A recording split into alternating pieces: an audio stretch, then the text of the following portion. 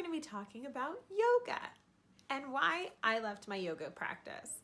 I'm going to break this video down into a couple of parts. We're going to do why, generally speaking, yoga and Catholicism are not compatible. And then 2, how I experienced this non-compatibility in my own life and why I chose to abandon my yoga practice completely. So stay tuned.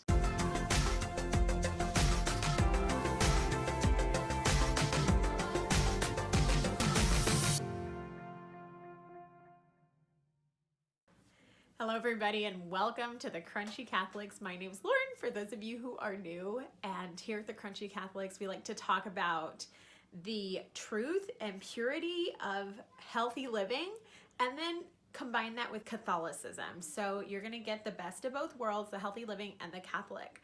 So this video obviously is extremely relevant when it comes to healthy yoga, right? You think healthy and Catholic. Are they compatible? So I'd like to try to bridge the gap here and let's get the conversation going. Generally speaking, yoga and Catholicism are not compatible.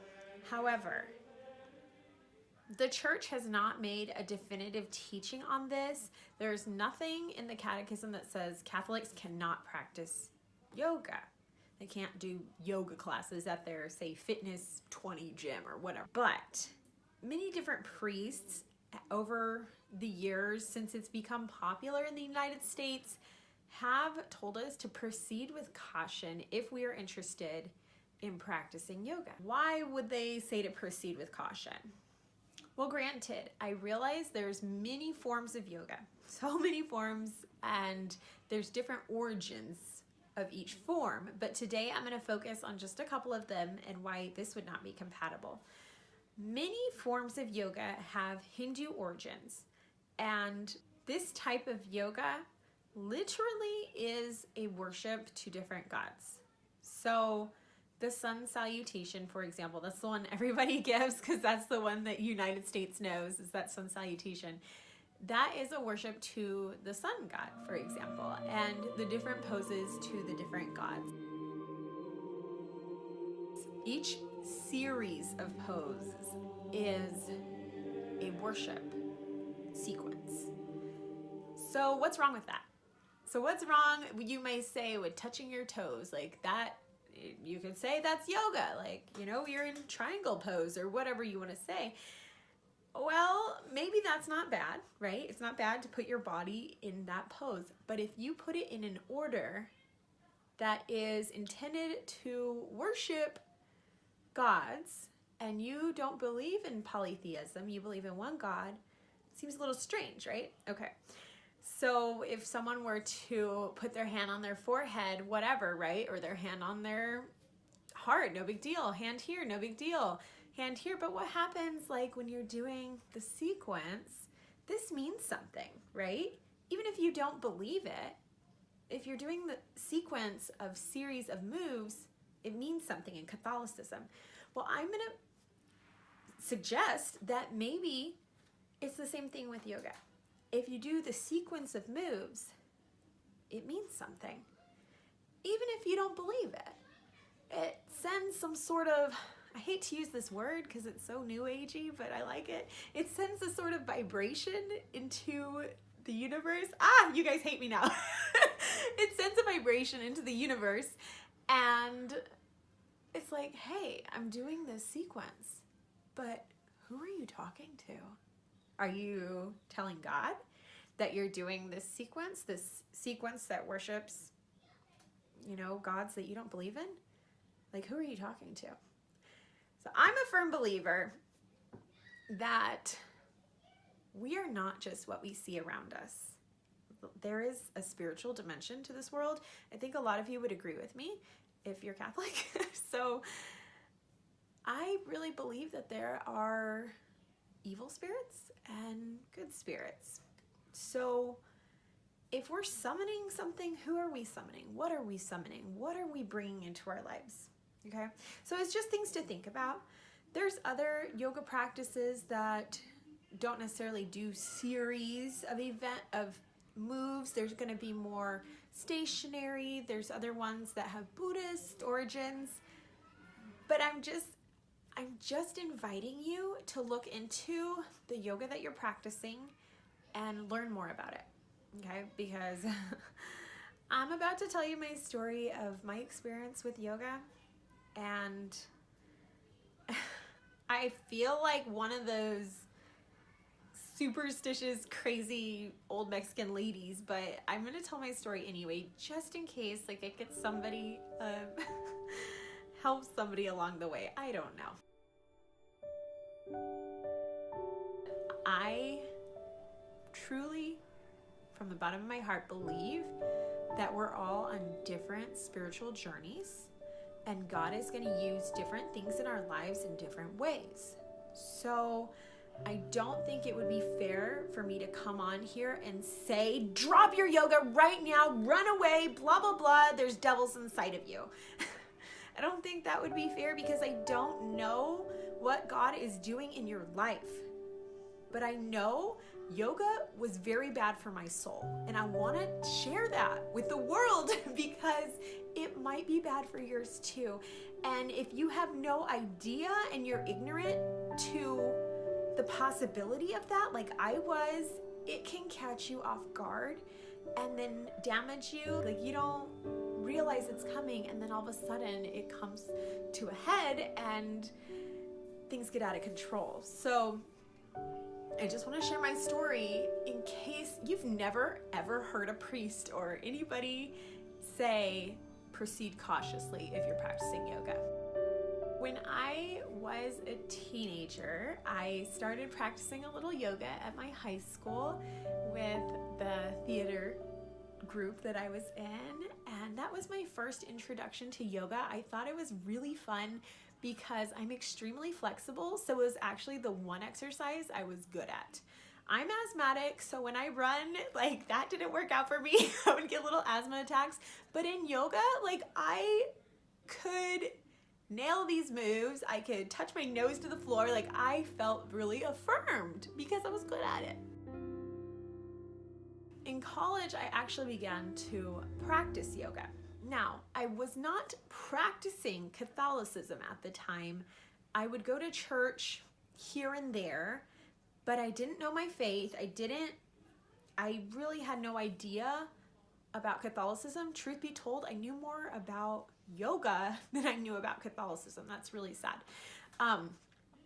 So I began practicing yoga, and I loved it. It was introduced in college as a therapy for anxiety, and I really felt good results with it. I felt that I could get to this point in my yoga practice that I was calmed and in complete, not control of your body, because in yoga it's not about controlling your body, but I was at oneness with my body and the external and all that, whatever. So I felt very good about what I was doing. I felt it was helping me heal from my anxiety disorder. And so I continued it and I kept going deeper. I found a very nice studio, and yeah, I just really enjoyed it. One day I was in yoga class and they started doing a certain chanting, and I started saying Hail Marys, like in my head, instinctually. I was like, oh, this is their Hindu stuff. Like, okay, well, I'll just say Hail Marys while they do that Hindu stuff. Okay. But looking back on that now, why would I do that? That doesn't make any sense. Why would I start chanting Hail Marys? I truly feel it is because there was a spiritual warfare going on. And this didn't really click in my head until very recently, when I read an article by another girl, a Catholic, who used to practice yoga. And she said, and then they were doing this, and I started saying Hail Marys. And I was like, whoa, this is weird. Like, what is up with that? And then she goes on to say that there was a spiritual warfare going on, and that was, you know, a defense mechanism in a way to kind of protect yourself from what was going on. And I had never considered it that way, but I thought it was super strange that we responded in the same way to a similar situation. I will link her article down below so you can read her story too. I'd say I was pretty deep in yoga. I really enjoyed it. And I started hearing these weird voices, especially at night, like little deep, guttural voices. Now, I dealt with hearing chatter in my head before with my panic disorders. I'd heard chatter, but it was always my own voice or a variation of my own voice. And so I knew what that sounded like. But this voice was external. It wasn't from within. And it was saying things to me that I would never in a million years have thought about myself. Scary, terrifying, frightening things that I need not repeat right now. But it was this evil, evil voice. And I will never forget, and yet I hardly remember, this one night I was outside. I don't really know why I was there. I remember being outside my apartment, outside, it was dark, and there were voices, like horrible, and feeling like I was completely powerless to this takeover. And I mean, that's what it felt like. It felt like a takeover, like I was a zombie in my own body. So I had these horrible, evil voices, and they were coming from all different angles, and I could actually see them at this point. Like I could see dark shadows. I couldn't see them in full resolution, but I saw where the figure was coming from, and it would like come at me and like, you know, do like a flyby and like say something in my ear, and then another one. And it was like there was literally a cloud of evil spirits around me, and it was terrifying. And I just know there was something wrong that night. There was something really messed up. Oh, I talked to my then fiance, and which is my husband now, and he immediately, because he's a practicing Catholic, he's like, "Where's the holy water? Like, let us get this out of here." And you know, he helped me in that way. He prayed for me. I don't know if we did prayers of exorcism. I don't know what he did because I was really out of it. But it stopped for that night. But then I had a few other episodes similar like to that, okay? The moral of the story is, and I can't tell this chronologically because I didn't connect it until later. The moral of the story is when I abandoned yoga, they left me alone. They were gone, completely gone. And I didn't abandon yoga because I was like, oh, I'm having these terrible things and, you know, blah, blah, blah. Let me quit my yoga practice and then they'll go away. Like that would have never crossed my mind at the time. Because yoga was the thing I did to feel better. Yoga was the thing that got me away from all that crazy stuff. I would have never thought in a million years that perhaps I was inviting a spirituality inside of me that wasn't of God. So, crazy, right? I know. You think I'm crazy. That's okay. After that terrifying experience, I wish that I could say I just thought, oh, you know what's causing this? Yoga. Let me cut that out of my life. And but I didn't think that. It took many years, and I practiced all through my first pregnancy. I did prenatal yoga. One day, I did connect that maybe yoga should be removed from my life. I had heard too many things over and over and over that were kind of leading me in that direction, starting with my mother-in-law, bless her. She was the first one to ever tell me that Catholics shouldn't practice yoga, and she's very matter of fact.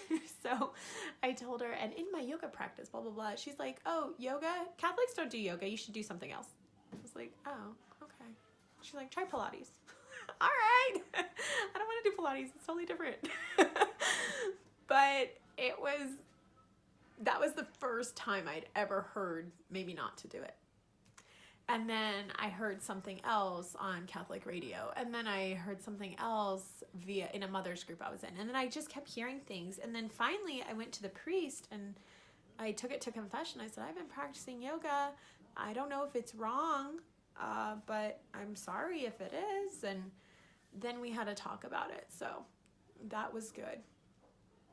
And something he said that day is, even though it's not black and white, if all these things are causing some sort of a stirring in you, take a look at that. Like, if you think maybe, like, oh, maybe mother-in-law's right, or maybe, like, if that, if something in you is thinking maybe, then maybe, right? So he told me to explore it and to learn more about it and actually tell him about it. So, because he wasn't as versed in it. So I went on a research exploration and dug and dug and dug, and what I found I didn't like, and I was very, very sad because I knew what I had to do. I knew I had to give up my yoga practice, which I loved. And I still have friends who practice it, who knew that I practiced it, but I didn't have the heart to tell them, oh, I quit because of my religion. But that, I'll still get invitations to some sort of a yoga whatever, or they keep me in mind with this and that, and it breaks my heart because I want so badly to do it, but I know I cannot. This is where the crunchy and the Catholic meet, right? It's where I've discerned for myself that I would love to do this crunchy thing, which is yoga.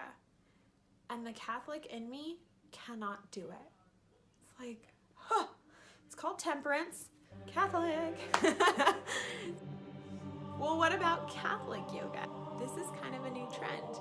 As people are becoming more aware of the spiritual dangers of practicing yoga at its core, they have turned to this thing called Catholic yoga, where you do yoga, but you're praying. You're not praying Hindu chants, you're praying. So where does that fall into this? I invite you, if you're somebody who is where I was at, where I was like, oh, I can't do yoga. Well, what about Catholic yoga? I need to find a Catholic yoga. I need to find Catholic yoga. I was still desiring yoga, right? I just wanted like a loophole. I wanted a loophole where I could enjoy it and not be in spiritual danger. So that's not the right way. That's not the right mindset to have. If that's you, please consider taking a break for a while. Like, if you have quit your yoga practice and you're just like searching for that thing to fill the void, like, take a break, and then God can fill you spiritually in different ways, but it's not going to be the same thing. Okay. I actually did try out soul core, which people have called Catholic yoga, but I tried it and it's not Catholic yoga. Like, it is so far from yoga. It is, but it's lovely. So stay tuned for my review on soul core, which is not Catholic yoga. Any of you guys have a similar experience? Any of you guys practice yoga and just do your Hail Marys or your rosaries during the yoga? I just invite you to look deeper into your yoga practice. Look deeper. I'm not judging you. I'm not saying you're doing something wrong, because you might not even be open to evil spirits. But I discerned for myself that because I am such a spiritual person, that I'm kind of half in this world and half in the other one, because of that, I cannot put myself in situations that there might be a possibility of opening myself up to that, because they'll get in. Yeah, they'll get in. So yes, not judging you, not saying you have to throw your yoga mat away just yet. Goodness. All right. Let me know what you think of this video. I know there's a lot of very strong opinions on this one. So let's be really charitable in the comment box. Let's try to talk about it in a way that promotes growth and understanding versus judgment. I really, really appreciate that, because I know if someone had come at me with condemnation back in the day, I would have thought, girl, you just need to breathe for a while, right? So let's come at each other like with charity and let us know what your experiences are with this topic. If you want to see more videos about where the New Age and the Catholic just collided in my life and how I discerned the process, please let me know in the comments below. Let me know what topic you want me to go over, and I will make a video about it. So, anyway, like this video, click like. Don't forget to subscribe and join our crunchy crew. Share this if there's somebody you know that is a Catholic and they practice yoga, and just get the conversation going. Or if you don't know how to say something to somebody, like, go ahead and share this video. So, yeah. I'll see you later. Bye.